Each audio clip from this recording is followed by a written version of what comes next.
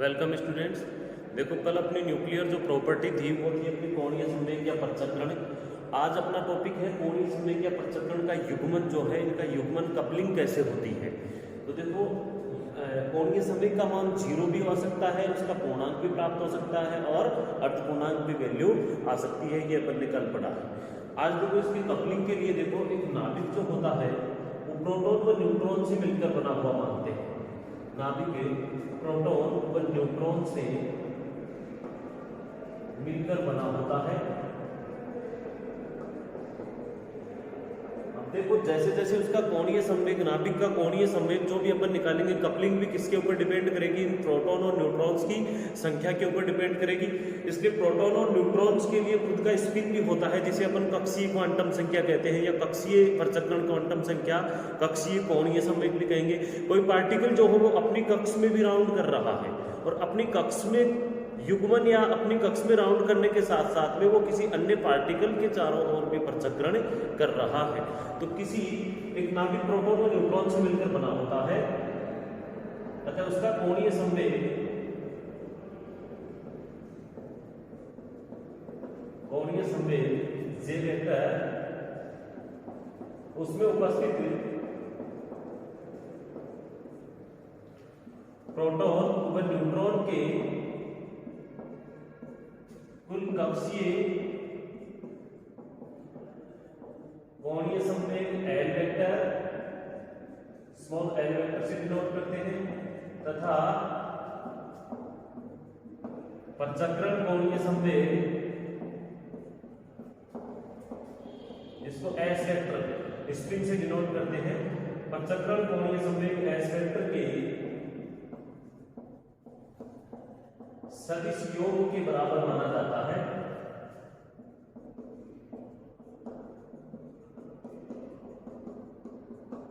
अर्थात कोणीय संवेग का युग्मन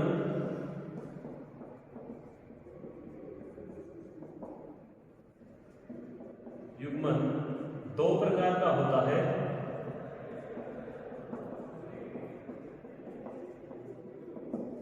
फर्स्ट देखिए, इसका युग्मन जो होता है वो होता है एल और एस। एल एस कपलिंग किसे कहते हैं या एल एस युग्मन किसे कहते हैं। सेकंड जो होता है स्टूडेंट्स वो होता है जे जे कपलिंग या जे जे युग्मन, इसे अपन कहते हैं। दो प्रकार का जो युग्मन कपलिंग होता है वो दो अलग अलग कंडीशंस के ऊपर डिपेंड करता है। एल और एस जो युग्मन होता है वो पूर कंडीशन पे, दुर्बल कंडीशंस के लिए लागू होता है, यानी कि जब पृथक्करण और कक्षक युग्मन दुर्बल होता है तब ये लागू होता है, और प्रबल की जो कंडीशन आती है तब होता है जे जे युग्मन। तो सबसे पहले अपन फर्स्ट पढ़ रहे हैं एल एस कपलिंग। तो देखिए एल एस कपलिंग क्या होती है।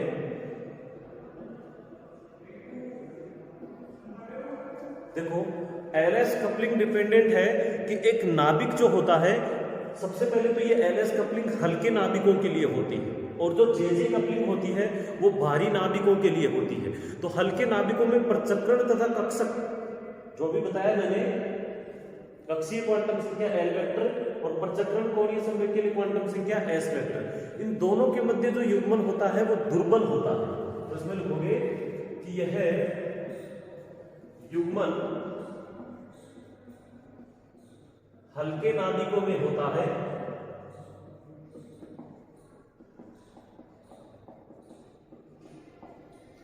जिनमें पृथक्करण कक्षक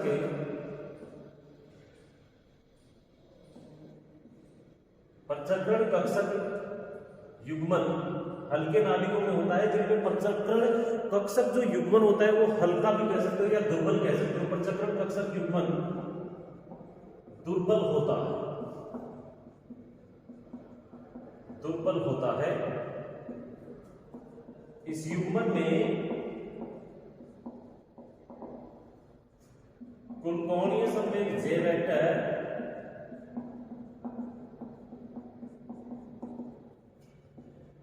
पृथक्करण के कारण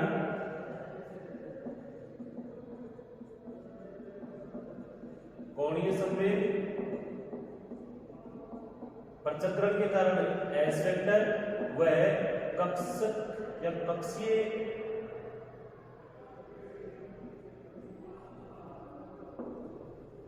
घूर्णन के कारण कक्षीय गति के कारण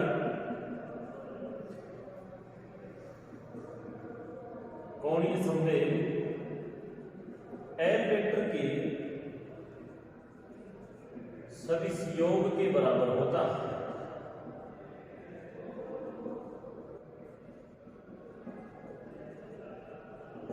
देखिए जो जे वेक्टर का मान है L vector plus S vector के योग के बराबर होता है स्टूडेंट्स। और जो एल वेक्टर होती है वो क्या होता है, समेशन ऑफ एल आई, जब आई को जो वैल्यू है वो समेशन के लिए लग रही है, और जो एस वेक्टर की जो वैल्यू है वो है summation of small S I. समझिए स्मॉल एस आई का मतलब है कि S I I equal to 1 2 3 dot dot N, S1 S2 S3 सारी कक्षीय क्वांटम संख्याओं का स्पिन क्वांटम संख्याओं का योग टोटल स्पिन क्वांटम संख्या एस वेक्टर के बराबर होगा। और ये जो L है L1 L2 L3 total small L total capital L vector के बराबर होगा। तो लिखोगे L vector equal to summation Li संपूर्ण कक्षीय क्वांटम संख्याओं का योग, क्वांटम संख्याओं का योग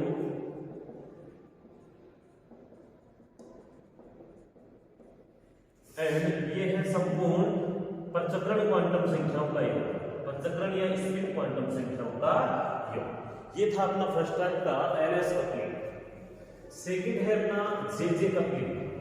तो इसी के व्युत्क्रम है ये भारी नाभिकों के लिए होता है, और इसके अंदर प्रचक्रण और जो कक्षीय है ये दोनों के मध्य जो युग्मन होता है ये क्या होता है, प्रबल युग्मन होता है। ठीक है, तो जेजे कपलिंग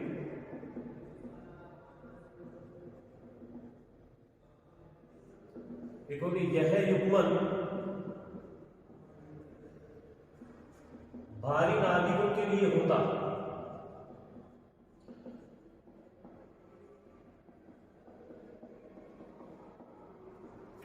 इसमें कक्षीय प्रचक्रण युग्मन, कक्षीय प्रचक्रण के मध्य प्रबल युग्मन होता। क्या होता है, प्रबल युग्मन। जो दुर्बल होगा वो एलएस, जो प्रबल होगा वो कौन सा, जेजे कपलिंग। जेजे कपलिंग जो भी होगा वो क्या होगा, प्रबल होगा। यानी कि इसके अंदर जो कंप्लीट जो अवस्थाएं हैं जे वेक्टर का मान टोटल समेशन ऑफ आई जे आई के बराबर होता है। और आप लिख सकते हो कि समेशन जे आई का अपन ने पीछे पढ़ भी लिया कि L I plus S I के बराबर भी अपन इसे लिख सकते हैं आई इक्वल। ये जे कंप्लीट की कंडीशन है कि संपूर्ण टोटल जो अवस्थाएं हैं अपनी उनके मध्य जो प्रबल होता है, अन्योन्य क्रियाएं भी जो होती हैं वो तीव्र होती हैं, अर्थात प्रत्येक न्यूक्लियनों में प्रचक्रण तथा कक्षकों के मध्य प्रबल। इस स्थिति में नाभिक का जो कुल कोणीय संवेग जे वेक्टर है प्रत्येक घटक न्यूक्लियनों के कोणीय संवेग से लिख सकते हो इसे, कुल कोणीय संवेग जे वेक्टर प्रत्येक घटक न्यूक्लियनों के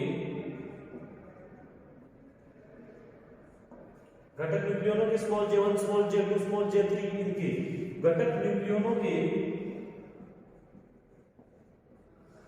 कोणीय संवेग के सदिश योग के बराबर होता,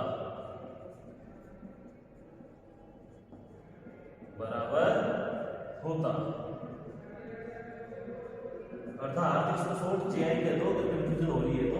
और अपने को बताइए कि टोटल स्मॉल जे आई से आप क्या लिखोगे, देखो समेशन ऑफ आई, जो स्मॉल जे आई है इसे क्या लिखोगे, small j1 plus small j2 plus small j3 dot dot capital J vector की वैल्यू है। और इसको अपन ने जो अभी पहले पढ़ा है कैपिटल एल वेक्टर और एस वेक्टर, एलएस युग्मन की तरह से क्या लिख दिया मैंने, जे वेक्टर इक्वल टू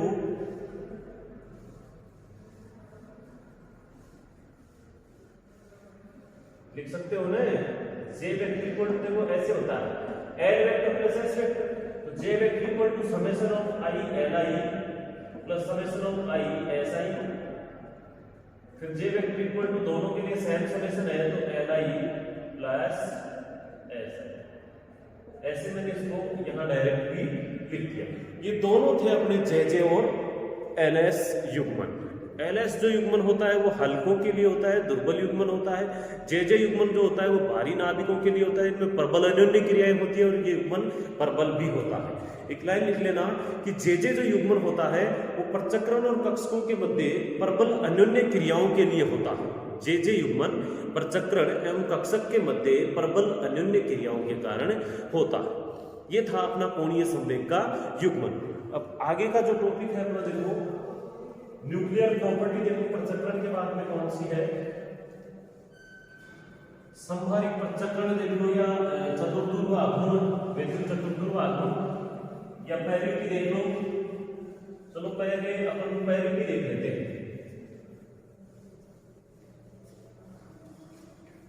फर्स्ट जो प्रॉपर्टी है अपनी वो पैरिटी देख लेते हैं। हाँ तो देखो नाभिकीय तरंग फलन की पैरिटी, पहले चतुर्ध्रुव आघूर्ण को पढ़ने से पहले अपने को पैरिटी को पढ़ना पड़ेगा। नाभिकीय तरंग फलन की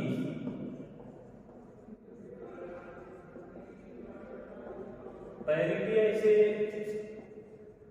एज ए प्रायिकता भी कह सकते हैं अपन। तो देखो आपने जो पैरिटी है इसके लिए ये जो शब्द आ रहा है ना तरंग फलन, जिसे अवस्था फलन भी कहते हैं, ये आपने बीएससी सेकेंड ईयर की थर्मोडायनेमिक्स की 3rd यूनिट में भी आपने पढ़ा है। क्वांटम यांत्रिकी के लिए जो अध्ययन करना होता है उसमें किसी कण की अवस्था के लिए अवस्था फलन या तरंग फलन की आवश्यकता होती है, और जिसको अपन डिनोट करते थे psi of R vector T से, psi of R vector T से। तो देखिए लिखेंगे कि क्वांटम यांत्रिकी या नाभिकीय भौतिकी में या किसी कण की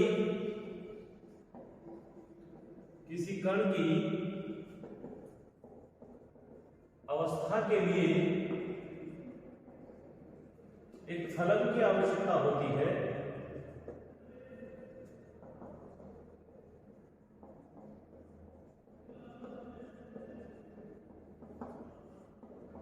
जिसे तरंग फलन या अवस्था फलन भी कहते हैं। तरंग फलन या अवस्था फलन psi of R vector t कहते हैं। अब देखिए आर वेक्टर के अंदर क्या आते हैं, X I cap, Y J cap and Z के कैप आते हैं। तो किसी एक ही दिशा के लिए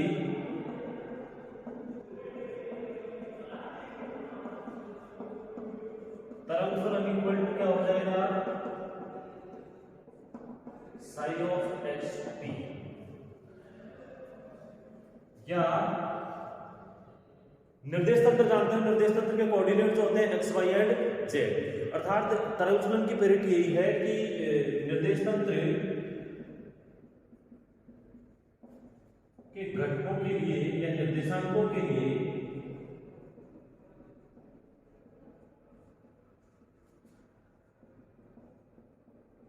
पैरिटी से तात्पर्य है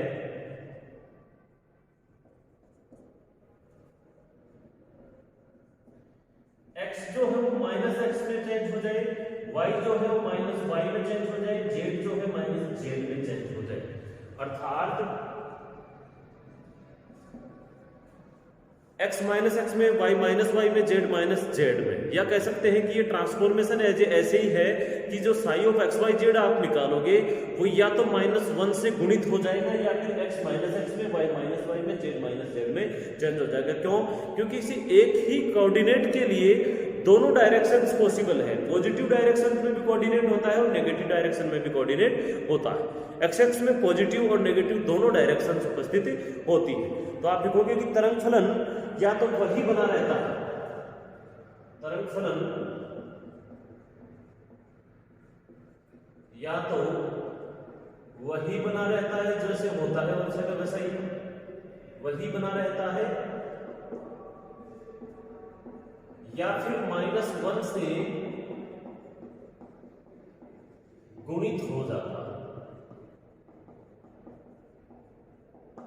अब इसकी भी दो कंडीशन है। इसका की फर्स्ट जो होती है वो तो ये होती है कि साई ऑफ -x, -y और -z इक्वल होते हैं किसके, psi of X Y Z की। और स्थिति सेकंड होती है ये ट्रांसफॉर्मेशन ऐसे हो कि -1 से गुणित हो जाए -x -y और -z इक्वल होते हैं माइनस का Sai of x y and z। तो इन दोनों कंडीशंस में अलग अलग है कि जो स्थिति, तो दोनों स्थितियों में देखो पहले जो स्थिति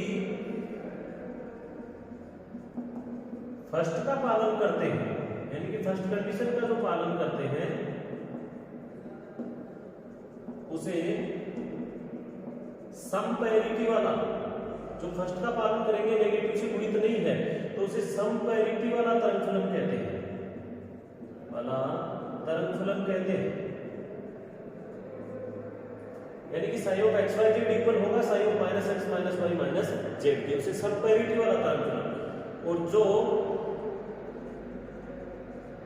स्थिति सेकंड का पालन करते हैं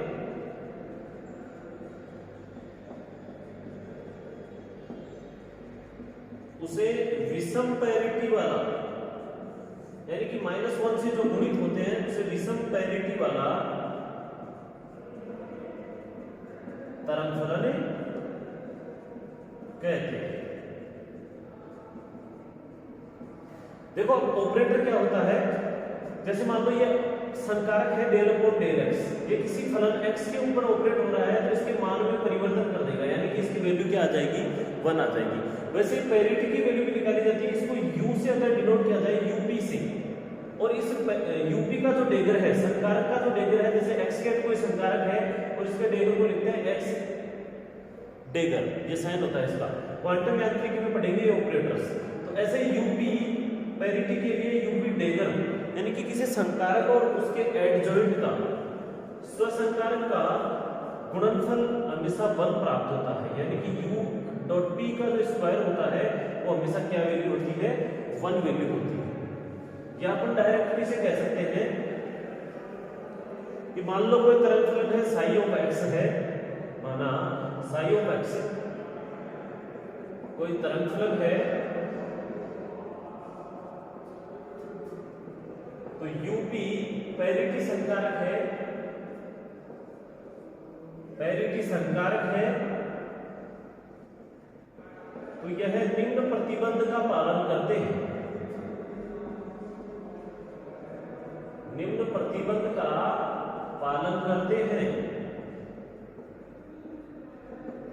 अर्थात किसी भी संकारक को up को साई ऑफ x पर ऑपरेट करोगे तो जो प्रायिकता है वो साई ऑफ x प्रायिकता से डिनोट करेंगे, यानी कि प्रायिकता इनटू साई ऑफ x, या फिर up का जो स्क्वायर है वो psi of x equal to प्रायिकता स्क्वायर साई ऑफ x, दोनों को इंटू कर दिया मैंने। तो up डॉट up का जो डेगर होता है उसकी वैल्यू होती है 1, यानी कि up स्क्वायर इक्वल टू 1 होता है। किसी भी संकारक और उसका सेल्फ संकारक जो होता है उन दोनों का डॉट प्रोडक्ट हमेशा 1 होता है, ये अपन क्वांटम यांत्रिकी में भी अध्ययन करेंगे। तो up जो स्क्वायर है इसकी वैल्यू 1 होती है तो आप कह सकते हैं कि प्रायिकता स्क्वायर इक्वल टू 1, तो प्रायिकता का मान 2 टाइप से प्राप्त होगा +-1, अर्थात किसी कण के पाए जाने की प्रायिकता पॉजिटिव भी है और उसकी नेगेटिव भी है। तो इसके आधार पर लिखोगे p इक्वल टू +-1 के आधार पर कि वे तरंग फलन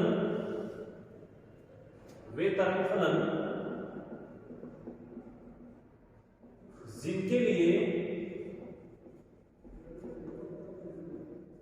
p इक्वल टू +1 होता है उसे समपैरिटी वाले कहते हैं, समपैरिटी वाले तरंग फलन कहते हैं। और दूसरा है कि वे तरंग फलन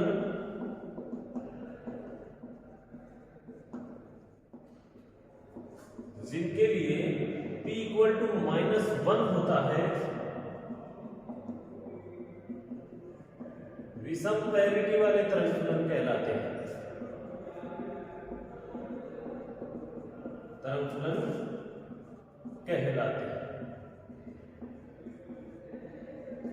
मूल बात यही है कि XYZ की जो डायरेक्शन होती है आपकी कोऑर्डिनेट सिस्टम में, जो पार्टिकल XYZ की पॉजिटिव डायरेक्शन से पाया जाता है वो समप्रायित्य वाला या समपेरिटी वाला होता है, और जो पार्टिकल जो होता है वो नेगेटिव डायरेक्शन में पाए जाने की प्रायिकता रखता है, उनके लिए विषम तरंग फलन का उपयोग किया जाता है। जैसे कि ये पॉजिटिव डायरेक्शन थी, ये इसके विपरीत नेगेटिव डायरेक्शन, ये इसके विपरीत नेगेटिव डायरेक्शन, और ये इसके विपरीत नेगेटिव डायरेक्शन।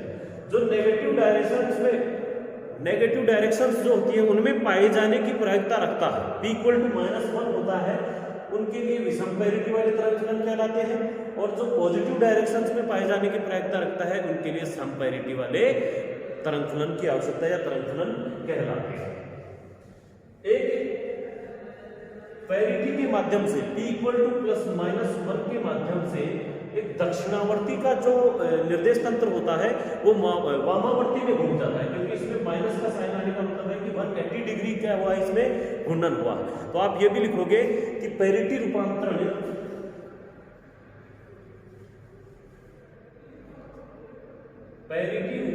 से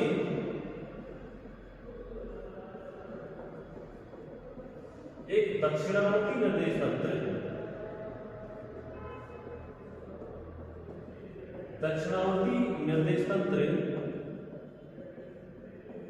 वामावर्ती निर्देश तंत्र में बदल जाता है, वामावर्ती निर्देश तंत्र में रूपांतरित हो जाता है।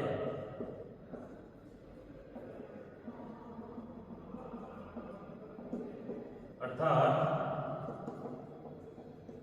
पेरिटी रूपांतरण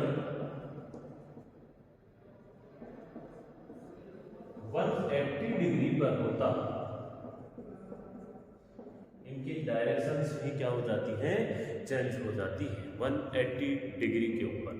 तो अपना ये था न्यूक्लियर प्रॉपर्टी जो थी नाभिकीय तरंग फलन की पेरिटी। आगे की जो है न्यूक्लियर प्रॉपर्टी है वो देखते हैं, शायद संभारिक प्रचक्रण पहले अध्ययन करते हैं अपन।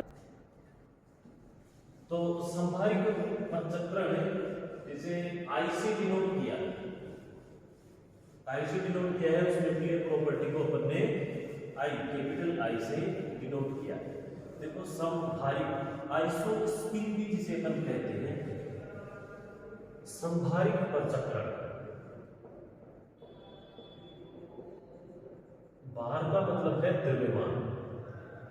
तो संभारिक प्रचक्रण एक नाभिक का जो संभारिक प्रचक्रण होता है वो उसके प्रोटॉन और न्यूट्रॉन्स के भार के ऊपर डिपेंड करता है।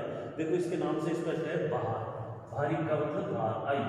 तो प्रोटॉन और न्यूट्रॉन्स का जो मास होता है वो लगभग बराबर होता है, 1.67 × 10⁻⁻⁻² kg जो होता है, एक का 1.67242 होता है, एक का 1.67487 होता है, और एक का 1.67242, यानी कि ये जो मास होता है 10⁻⁻27 kg, 10⁻⁻27 kg, ये मास लगभग बराबर होता है।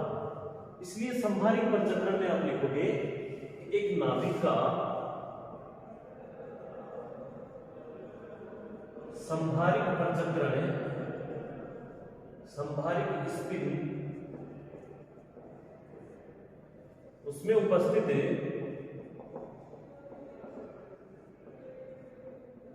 न्यूक्लियन, न्यूक्लियन में लिखोगे प्रोटॉन व न्यूट्रॉन, न्यूक्लियन के भार पर निर्भर करता है, न्यूक्लियन के किसके ऊपर, भार के ऊपर निर्भर करता है। अर्थात प्रोटॉन व न्यूट्रॉन का द्रव्यमान लगभग बराबर होता है,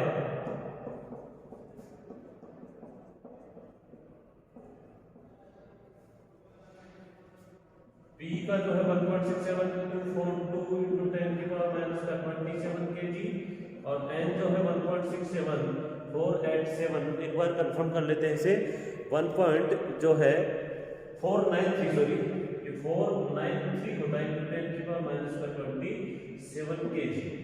तो 493 10⁻⁻27 kg जो होता है लगभग बराबर होता है। अतः इनके लिए एक क्वांटम संख्या का उपयोग करते हैं,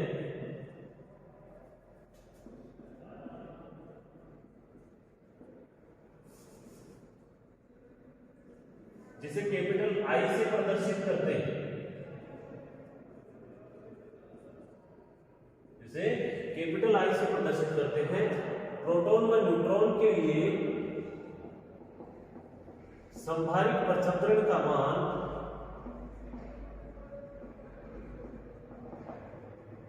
I इक्वल टू 1/2 होता है,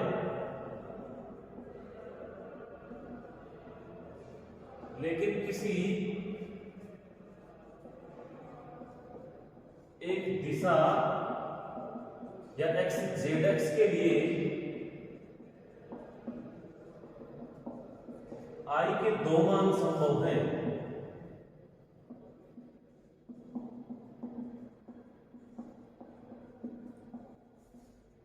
अर्थात आई जेड इक्वल टू, देखो आई के दो मान है, आई इक्वल टू 1/2 होता है, तो आई Z equal two plus minus 1/2 दो मान संभव है, यानी कि आई जेड का मान प्लस 1/2 भी हो सकता है और माइनस 1/2 भी। आई जेड इक्वल टू अगर प्लस 1/2 है तो प्रोटॉन है प्रोटॉन के लिए, और I Z equal to minus 1/2 neutron के लिए। यदि I Z equal to minus 1/2 आता है तो प्रचक्रण न्यूट्रॉन का हो रहा है, और आई जेड इक्वल टू अगर प्लस 1/2 है तो प्रचक्रण प्रोटॉन का हो रहा है। और ये इनकी नाभिकीय जो अन्योन्य क्रियाएं हैं उनमें संभारित प्रचक्रण का संरक्षण होता है। नाभिकीय अन्योन्य क्रियाओं में संभारित प्रचक्रण का संरक्षण होता है, लिखना है ये, संभारित प्रचक्रण का संरक्षण होता है। और इसी के साथ साथ नाभिकीय अवस्थाओं के अध्ययन के लिए संभारित प्रचक्रण का अध्ययन आवश्यक है।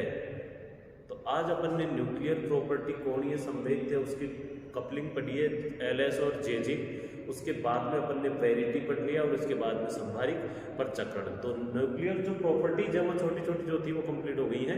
अब अपनी एक वैद्युत चतुर्ध्रुव आघूर्ण क्वाड्रपल मोमेंटम जिसे कैपिटल क्यू से डिनोट करते हैं वो प्रॉपर्टी बाकी है, वो अपन पढ़ेंगे कल। Thank you.